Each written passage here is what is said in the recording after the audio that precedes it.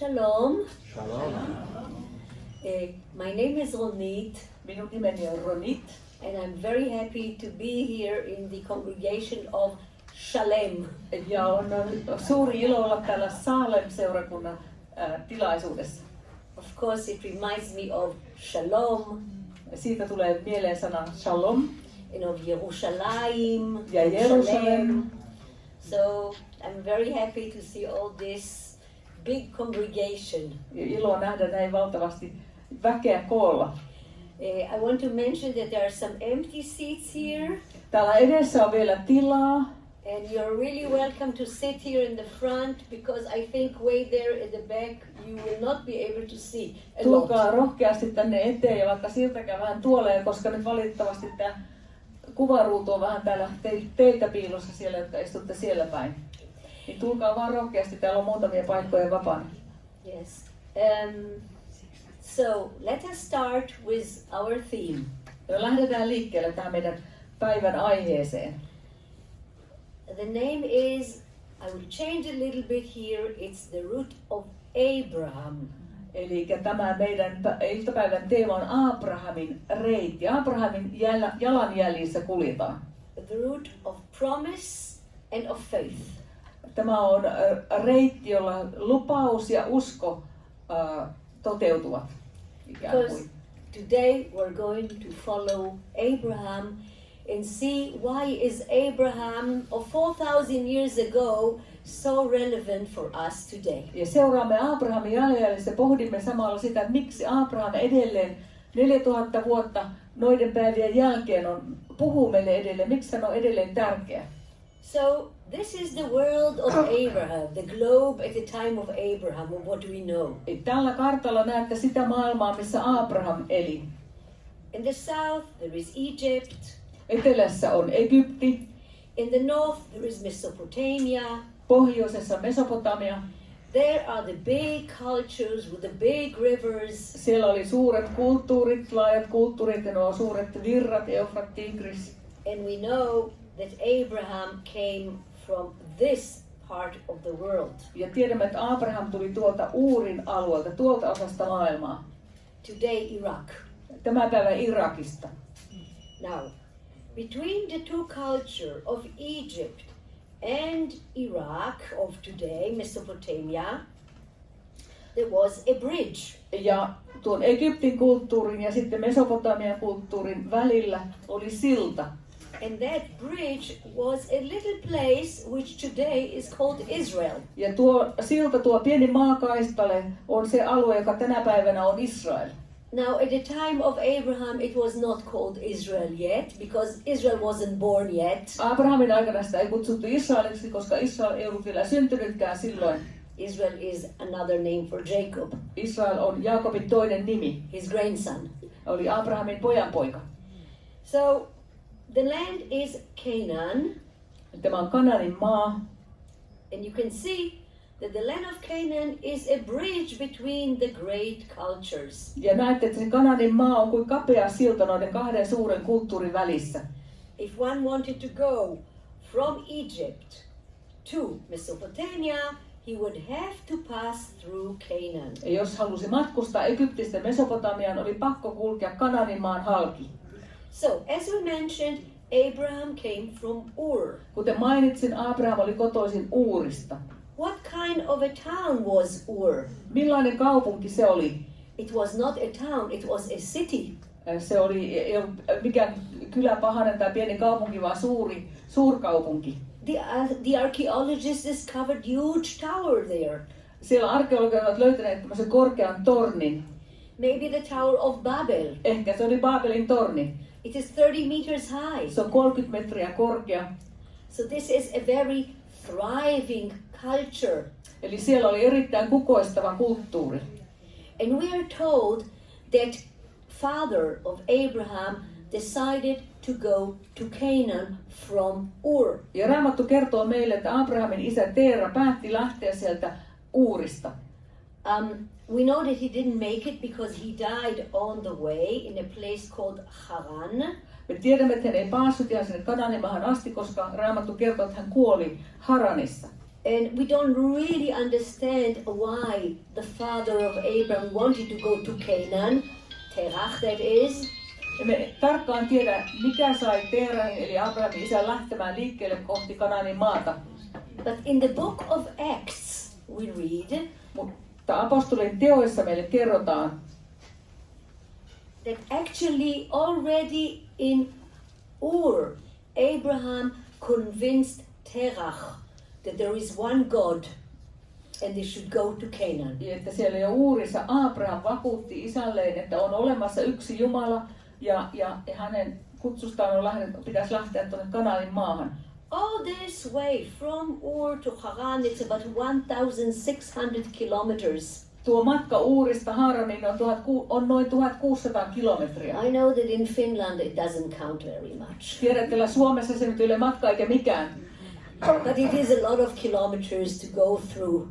Mutta se on aikamoinen kilometrimäärä kuljettavaksi. And what do we know about what happened to Abraham and his family there? Ja mitä sitten Abrahamille ja hänen perheelleen siellä tapahtui?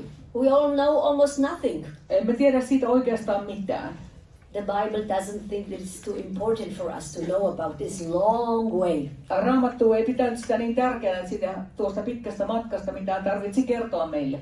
And so when Abraham reached Haran, God says to him, after his father dies, go from your country, from your kindred, and your father's house to the land that I will show you.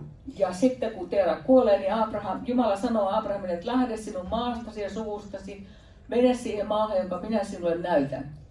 And then we read that Abraham sets off with Sarah, with his nephew, and he goes another 1,200 kilometers, of which we know nothing. Ja sitten jälleen Abraham lähtee matkaan, hän ottaa vaimonsa ja ottaa veljenpojankin mukaan ja lähtee uudestaan matkalle, noin yli 1000 kilometrin matkalle jälleen. And then he reaches Canaan. Ja sitten hän tulee sinne Kanaanin maahan.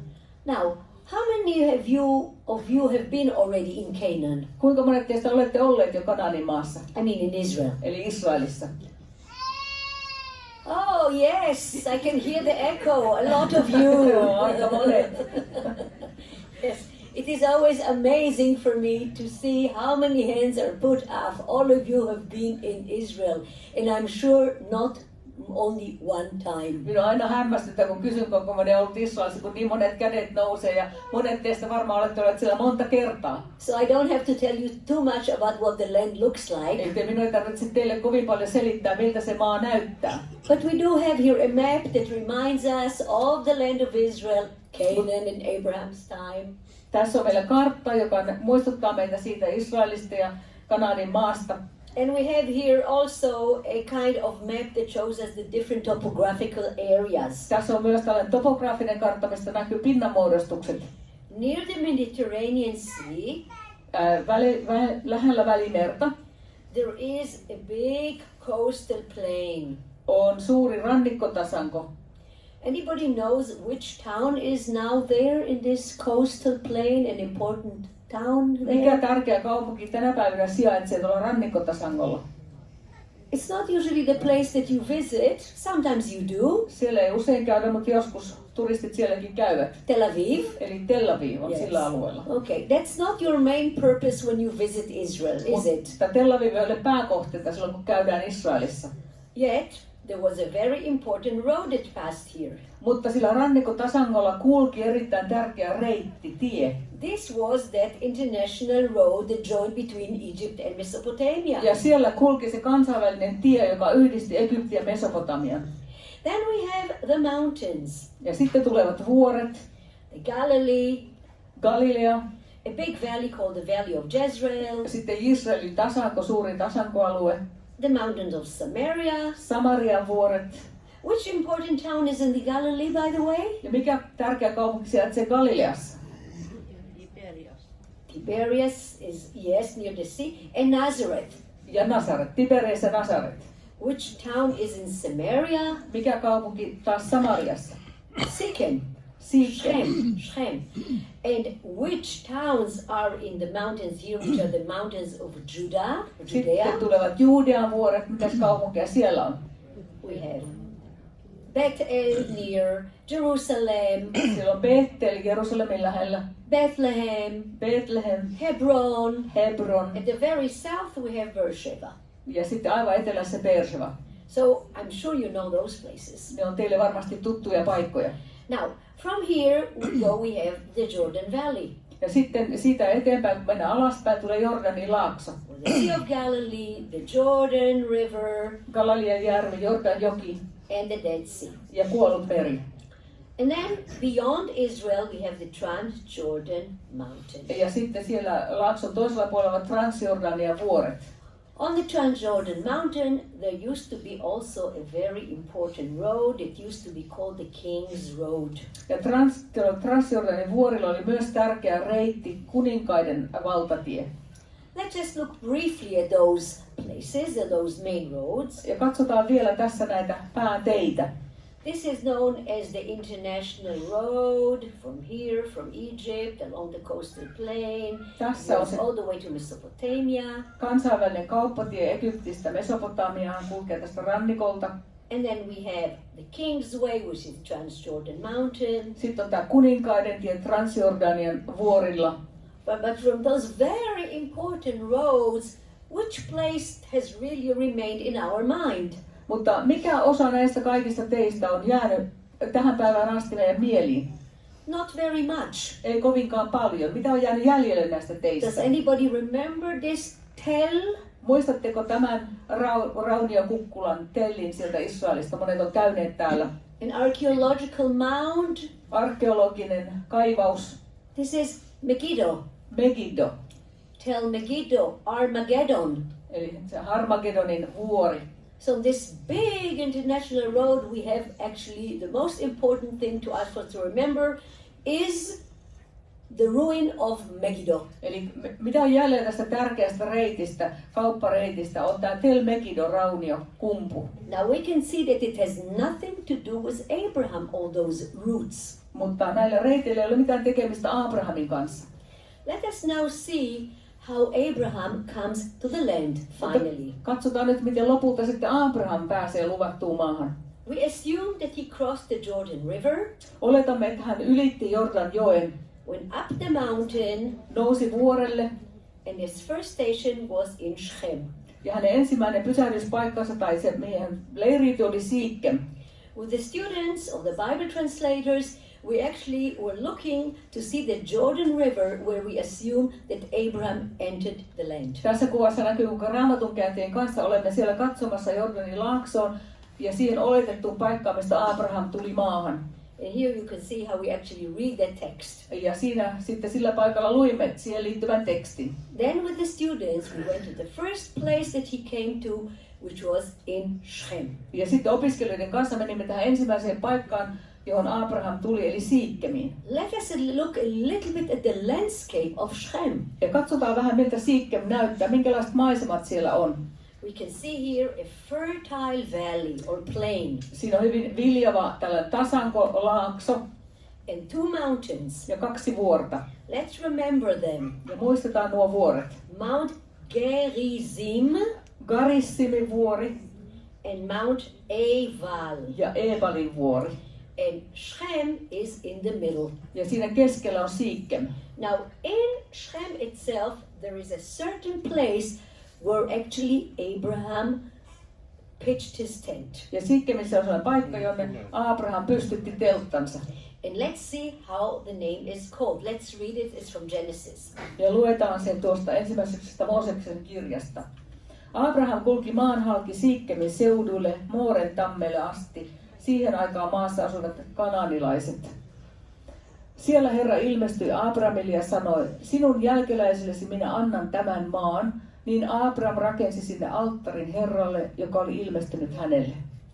So he shows his faith in God and he builds an altar at the place in Shechem called Elon More. Please listen to the words. Ja Abraham sitten oikein osoittaa konkreettisesti uskonsa Jumalaan, pystyttää alttarin sinne paikkaan, jonka nimi oli Elon More. Yes.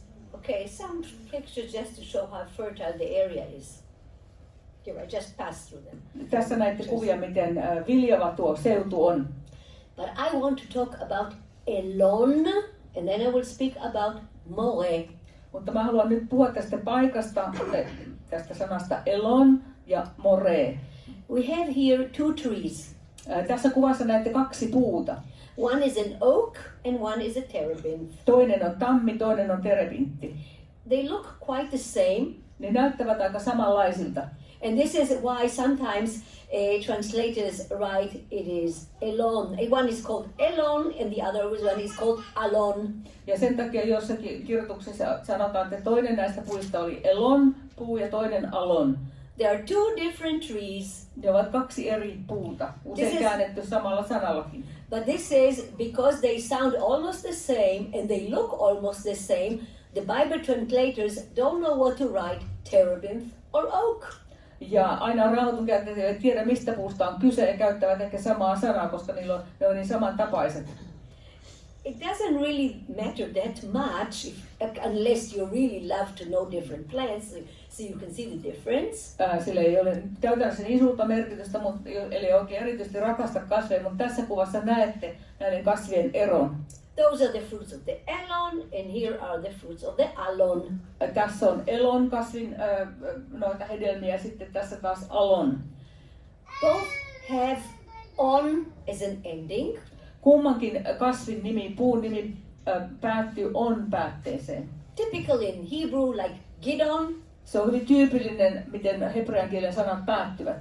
But the first syllable is el or al. Mutta näiden puiden nimissä ensimmäinen tavu on el tai al. And what does that signify? El. Mitä se tuo mieleen? El. God. However, it means God or gods in general. Mutta tämä nimi El viittaa Jumalaan on yleisesti mihin tahansa Jumalaan. And the point that I want to make is that when Abraham comes to Elon Moreh, he doesn't go to a place where people believe in one God. Ja tässä, mitä tässä haluan sanoa, on se, että kun Abraham tulee tänne Siikkemiin, hän tulee tänne Mooren tammelle, eli Elon Moreh, hän ei tule sellaiseen paikkaan, missä ihmiset uskoo Jumalaan tai palvoo yhtä Jumalaa. They are Canaanites. He ovat kananilaisia, ne asukkaat. And they believe in a God which is called El.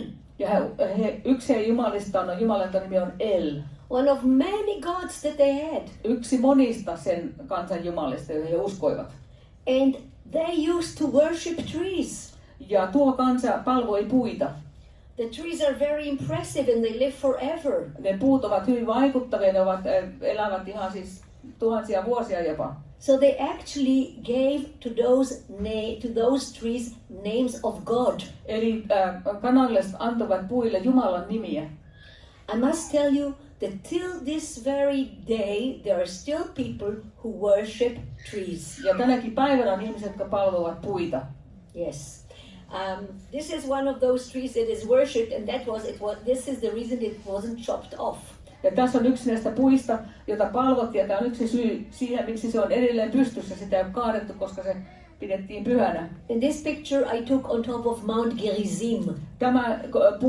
Tämän puun kuvasin Gerizimin vuorella. So, now we know that the name Elon is not so actually pleasant for Abraham when he comes to the land. Eli nyt tiedämme, että tämä Elon ei ollutkaan Abrahamille niin mieluinen nimitys, kun hän tuli sinne maahan. A place where people worship trees, which are gods for them. Paikkaan, missä ihmiset palvoivat puita jumalina. But the second name is not better. Mutta tämä toinenkaan ei ole sen parempi. The word is more. Eli tämä sana more. And how do I get rid of this thing here? Can you help me? I press something here. Oh, you just press here. Okay, thank you. And the name is more. Eli tämä on more. More means in modern Hebrew and in biblical Hebrew first rain. Raamatun hebreassa ja myös nykyhebreassa tämä sana more merkitsee kevään ensimmäistä sadetta. Who was the God that the Canaanites worshipped who was responsible for the more? Ja mikä oli se Jumala, jota kananilaiset palvoivat, joka antoi heille sateen? Remember his name? Muistatte hänen nimensä? Elijah talks about it. Profeetta Elia puhuu siitä. His name is Baal. Baal-jumala. He uskovat, että Baal antaa sateen. Archaeologists found many pictures or many little statues of that funny looking guy. This is Baal. Arkeologit ovat löytäneet paljon tällaisia patsaita. Tämä on Baal-jumalan kuva. A little figure with a kind of a clown hat. Pieni tämmöinen hahmo, jolla on tämmöinen klovnin hattu päässä. This is the god Baal. Tämä on Baal-jumala. Responsible for bringing rain and for bringing the moe. Ja ihmiset uskoivat, että tämä jumala tuo sen more, eli sen kevätsateen, ensimmäiset sateet. Now, the mountains above also give us names that show us that the people believe in many gods. Ja myös nuo vuoret viittaa siihen, että siellä palvottiin monia jumalia, niiden nimet. The word gerizim, eli garissim, means to cut. Merkitsee katkaisemista. To cut wood. Eli puun sahan katkaisemista poikki. Apparently, they used to go to Mount Gerizim, the Canaanites, take out the wood and prepare statues. Kananilaiset menisivät sinne Gerizzimin vuorelle, sieltä kaatoivat puita, mistä tekivät näitä epäjumalan kuvia. And opposite Gerizim we have Mount Eval. Gerizzimin vastapäätä on Ebalin vuori. In the word Eval we have the word Baal. Siinä on jälleen tuo Baal-jumalan nimi. And Ev means cloud. Ja Ev tarkoittaa pilveä. So what I want to sum up is that Abraham comes after the long distance, and what he is confronted with is paganism, polytheism. Ja tällä vaan haluan korostaa sitä, että kun Aabraham oli sen pitkän matkansa kulkenut, hän tulee tänne Kananin maahan ja kohtaa siellä tällaisen kansan, joka palvoo monia jumalia, epäjumalia. Remember what he was promised? Ja muistatte, mitä hänelle luvattiin, mitä Jumala lupasi? To have a land for his descendants. We will follow one God. Jumala lupasi, että hän saisi maan, hän ja hänen lapsensa, ja siellä seurattaisiin yhtä Jumalaa. The picture doesn't look too promising. Mutta tämä alku ei näytä kovin lupaavalta. Let's continue. And we can see that he now goes to Bethel. Ja sitten hän jatkaa matkaa Beetteliin. Now Bethel, he doesn't go directly to the town of Bethel. Hän ei mene sinne suorinta tietä. But he goes east of Bethel. Vaan hän kulkee sieltä itäpuolelta. Now, what does it mean that he goes? He's between Bethel and Ai. Miksi hän kulkee Beettelin ja Ain? Miksi hän kulkee Ain itäpuolelta?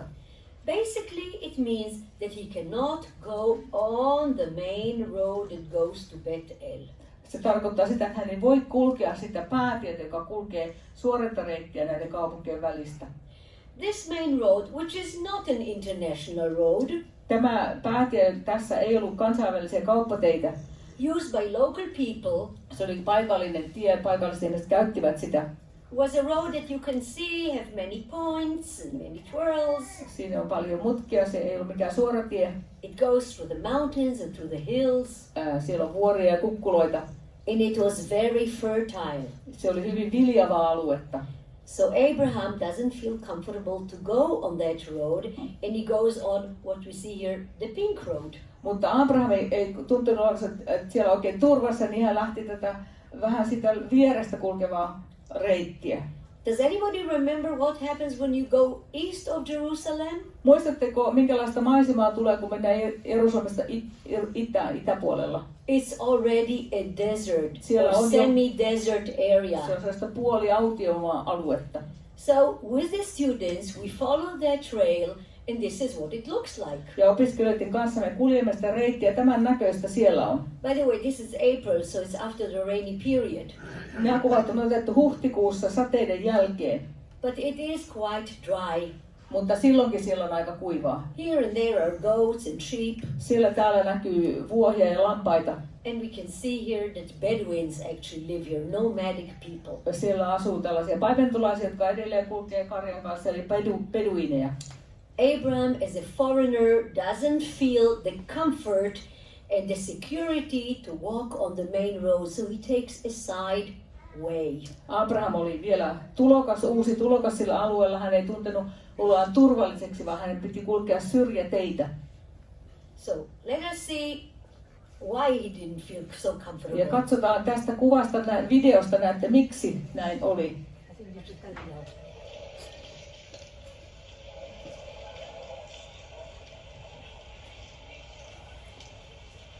This is an exercise that we did with a Bible translator, students. Tämä oli tällainen, me kävimme kääntäjien kanssa katsomassa, miten lampaita paimennetaan.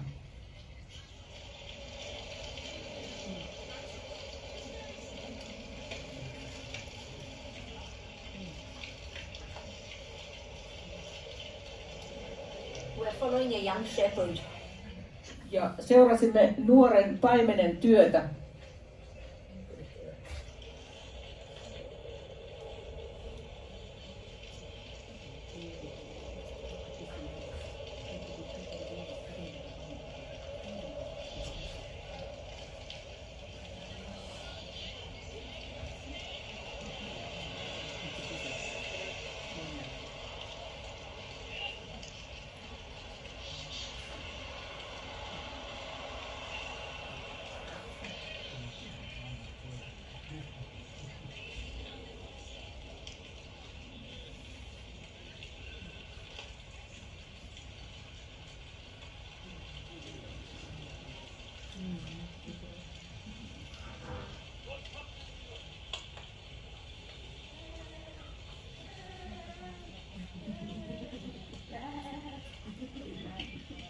Ääniefektit tulee Martille.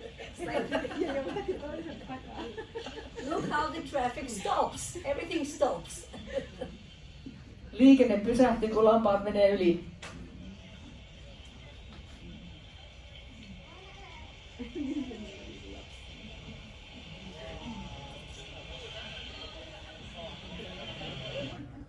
Okay, so Abraham didn't have that confidence of that young shepherd to stop all the trucks and all the cars and all the caravans that go on, and he, being a foreigner, goes on a side way. Aabrahamille ei ollut tämän nuoren paimenen luottamusta mennä sinne pysäyttämään muu liikenne, vaan hän vähän ujommin kulki sitten sieltä sivureittejä pitkin lampaittensa kanssa.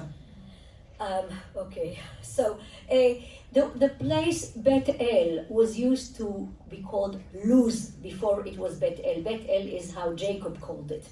Bethel, ennen kuin Jaakob antoi sille nimen Bethel sille paikalle, sen paikan nimi oli Luz. Of course, El here means the God that we know about. Ja Bethel-nimi taas viittaa todellakin Jumalaa, jonka Jaakob tunsi.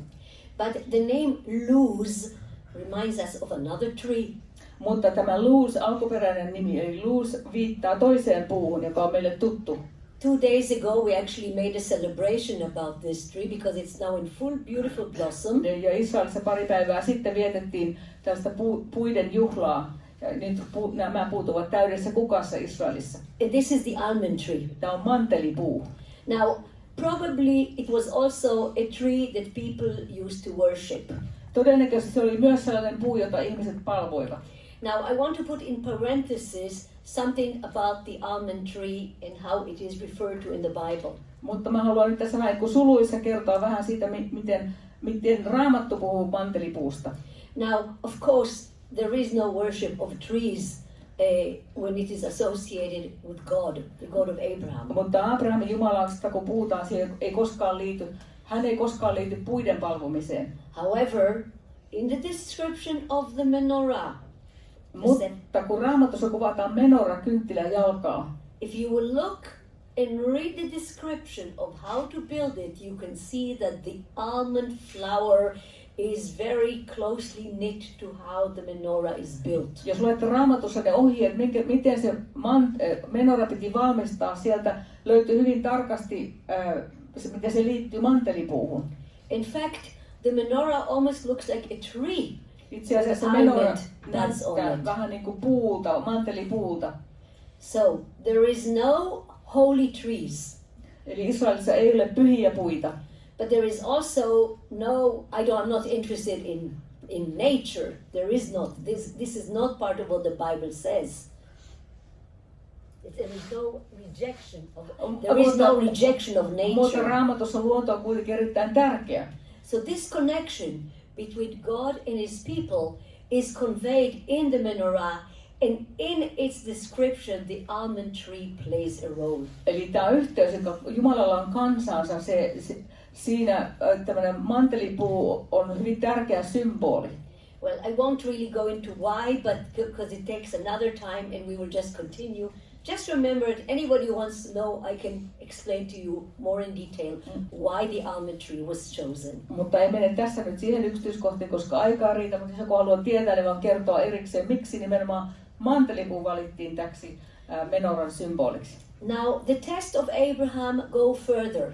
Mutta sitten Aabraham joutuu uusiin koettelemuksien testeihin. From Bethel, he has to move all the way to Egypt because of famine. Bethelistä hän joutuu lähtemään Egyptiin asti nälänhädän tähden. You know what happened to him in Egypt. Tiedätte, mitä hänelle tapahtui Egyptissä. And then when he returns back, he returns again to Bethel. Ja sitten hän palaa jälleen Betheliin. And then another thing falls on him. Ja taas tapahtuu jotakin. Now, Lot wants to separate. Lot haluaa lähteä omille teilleen. Such a small family. Niin pieni perhe. Sarah, Lot, himself. Saara, Lot, Abraham. And now they cannot even be together. Ja nyt hekään ei enää pysty olemaan sitten yhdessä.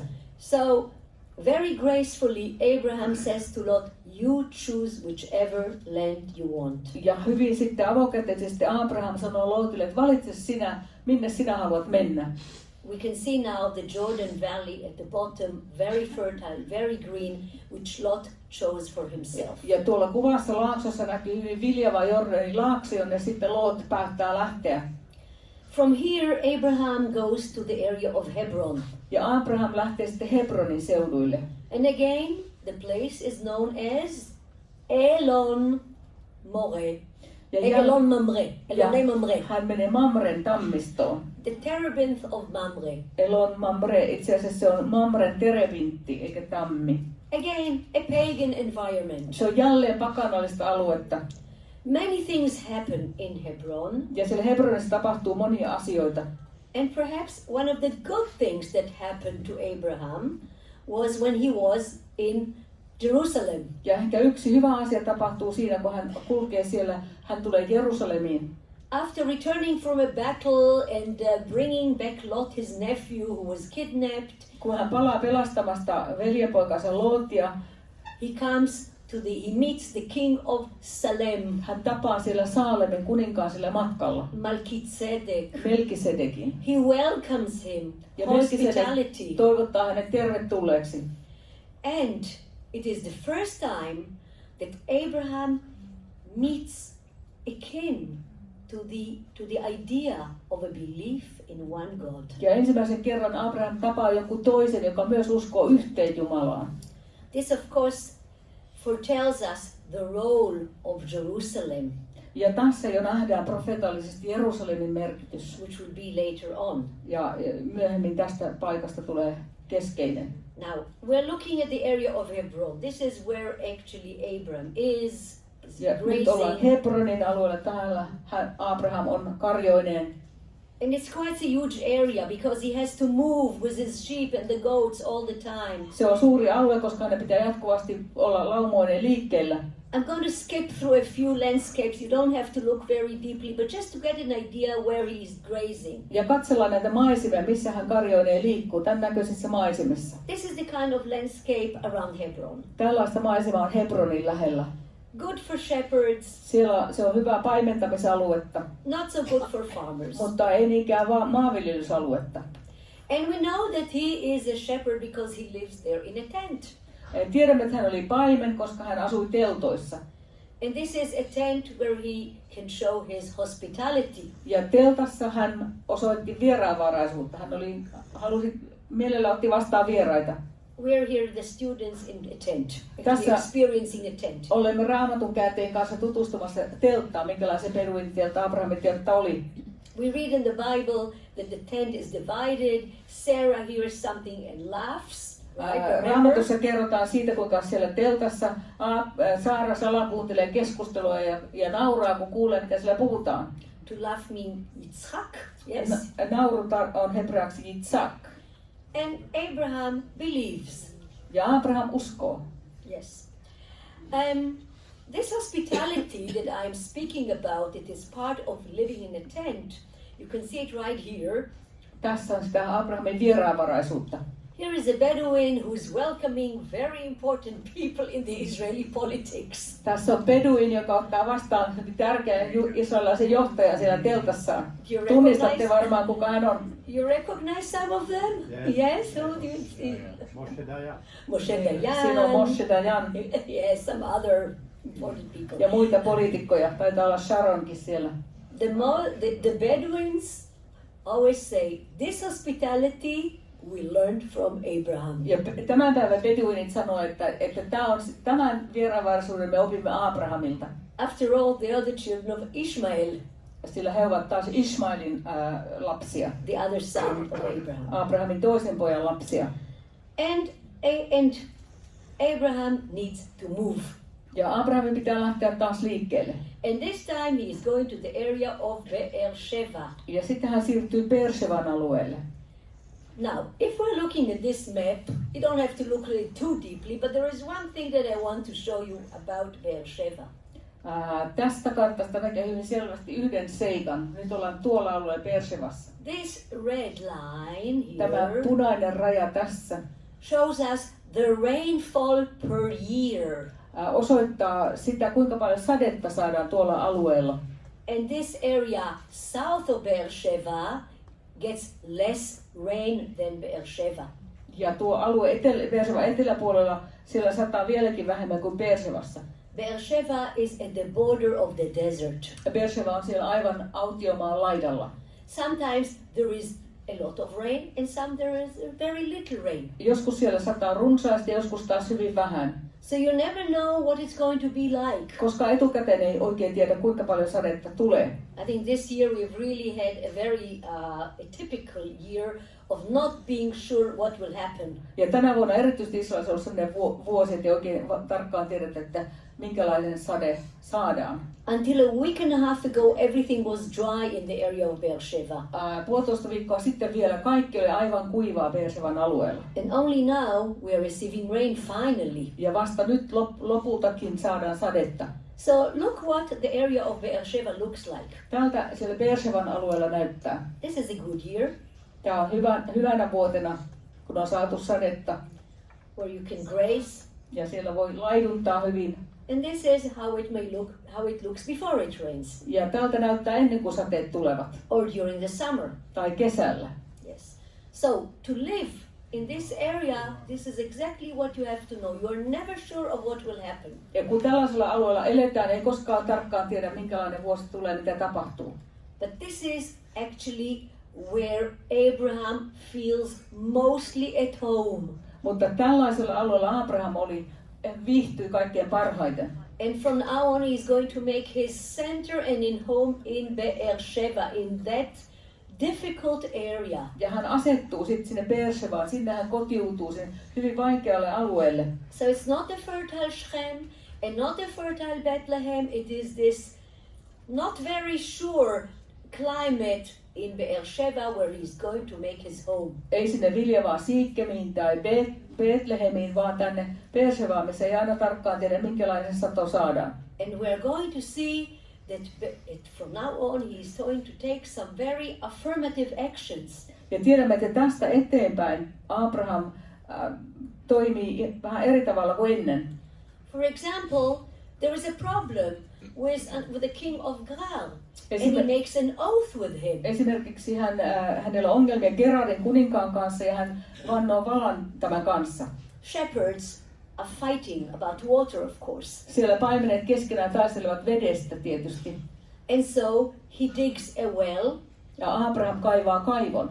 And makes an oath ja vannoo with the valan king. Ja Gerarin kuninkaan kanssa. And he sacrifices 7 sheep. Hän uhraa 7 lammasta. And on that place where he makes this oath that those are his wells, he calls the place Beersheba. Ja sitten sinne miehensä ne 7 kaivoa kaivaa, hän vannoo valan ja antaa sille nimen Beersheba. Beer means well. Beer tarkoittaa kaivoa. And Sheva means 7, the 7 sheep. Sheva tarkoittaa 7, eli ne 7 uhrattua lammasta. And the oath. Ja vala. So, you can see that he is becoming more confident. Ja nähdään tästä, että Abraham saa hänellä on enemmän jo semmoista rohkeutta ja itseluottamusta. And then he does something else. Ja sitten hän tekee vielä jotakin muuta. He plants a tree. Hän istuttaa puun. The tree that is planted is called tamarisk. Ja hän istuttaa tamariskipuun. And he knows exactly that he will not going to plant not almond and not elon and not terebinth and not oak, because in the desert they won't grow. So he plants a tamarisk. Hän tunsi luonnon, hän tiesi, että sinne ei kannata istuttaa terebinttiä eikä tammea, vaan hän istutti tämän tamariskin. A tamarisk is a plant that can grow in desert areas. Tamariskipuu on sellainen, joka selviytyy erämaassa. Can drink salty water. Se pystyy käyttämään hyväkseen suolaista vettä. The crystal of the salt accumulates along the branches. Ja se suola kristallisoituu tämän puun oksistoon. And the effect of the salt is actually a very nice cooling effect on the tree. Ja sillä suolalla on sellainen hyvä vaikutus tuolla erämaassa, että se viilentää. Like an air conditioner. Se on vähän niin kuin ilmastointilaite erämaassa. And so he can invite people to come and sit under that tree. Niin, sitten hän voi kutsua ihmisiä istumaan sinne puun varjoon. The name in Hebrew for tamarisk is eshel. Tamariskipuun nimi hebreaksi on eshel, which is an acronym for the word achila. A is achila, to eat. Shin is shtia, to drink. Siinä And nimessä lamed on... is lishon, lina, sleep. No, you have to say again. Okay. Achila, Eli siinä on kirja, se koostuu tämmöistä kirjaimista, eli A, eli syömisestä tuleva sana, syöminen. Shin, shena, to sleep. Shin-kirjain viittaa nukkumiseen. And lamed, la, is lina, shtia, to drink. Sorry, shtia, to drink. Sitten sana shtia, juoda. And lina, to sleep. Ja linaa, nukkua. Total hospitality. Eli tämä puu tarjoaa täydellistä vieraanvaraisuutta. Kaikki palvelut siellä. You can eat, you Siellä can voi drink, you syödä, can sleep. juoda, nukkua sen puun varjossa. The tree of hospitality. Tämä on vieraanvaraisuuden puu. But at the same time, there is something else about planting a tree. Mutta samaan aikaan tämän puun istuttamiseen liittyy eräs toinenkin seikka. What does it mean that a person plants a tree? Mitä se tarkoittaa, kun ihminen istuttaa puun? It means that he is no longer going to move away from this area. Se tarkoittaa sitä, että hän aikoo jäädä sille paikalle. Hän ei lähde sieltä enää pois. That he means to stay here. Hän aikoo jäädä. He is no longer a nomad. Hän ei ole enää paimentolainen. And this tree symbolizes that also his descendants are going to stay in this Ja land. tämä puu kertoo myös siitä, että myös hänen jälkeläisensä tulevat asumaan tällä alueella.